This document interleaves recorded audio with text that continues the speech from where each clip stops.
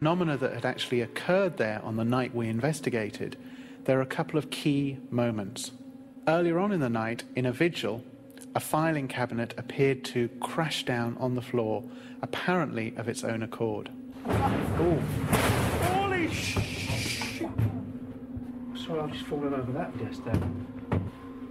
Now, because we don't have full coverage of every member of the team, we cannot discount the possibility that somebody on the team could have accidentally dislodged a filing cabinet, put it off balance, or anything of that nature. Later on, vigils were conducted with smaller groups. John and Ian were upstairs in the office part.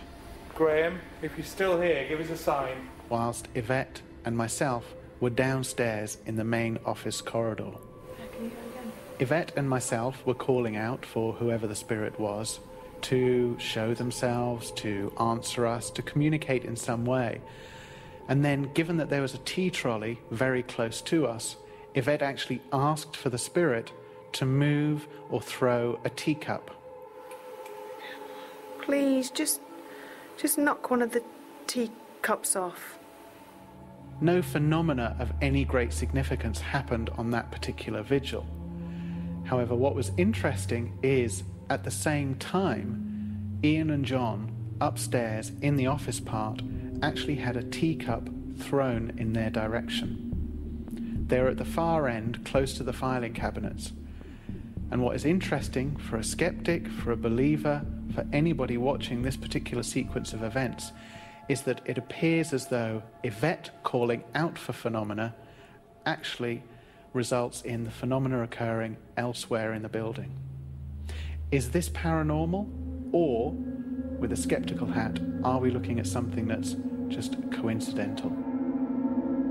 At the end of the investigation, Yvette and Carl actually decided that there should be a large group go and investigate every particular room at Cammell Laird. In the shipyard building, almost as though we were about to leave, an object was thrown in our direction. Last night, didn't it? This one. That was a door. It was a door? It sounded like it, didn't it? Kind of like something we'd chucked, didn't it? Yeah. In addition to this, there are a number of other bangs, and I think there are a couple of other objects that were thrown later on in that same vigil. Again, and the viewer is probably getting bored of me giving this particular skeptical explanation, for us to assess it as truly paranormal evidence, we need to capture it objectively on video camera. We don't have that objective evidence, in my view. All in all, Cammell Laird was a great location to investigate. The phenomena that we did capture and that the team placed most significance on was of paramount interest simply because it didn't actually tie in with any previous eyewitness testimony. And so for that reason, I do treat the evidence with a great amount of skepticism. However, you watch it and you decide. We had witnessed some fascinating things at Cammell Laird, from light phenomena through strange sounds to poltergeist activity, and made contact with spirits that seem unable to shake off their earthly connection with the site.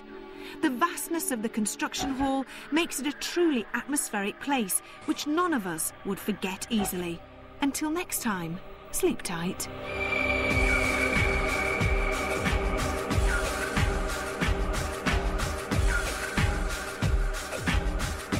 There's a serial killer on the loose and Criminal Minds will track him down Friday night, all new to living at 9 o'clock. Next, stay with us as we head back to Cammell Laird to find out what the team really thought in Most Haunted Extra.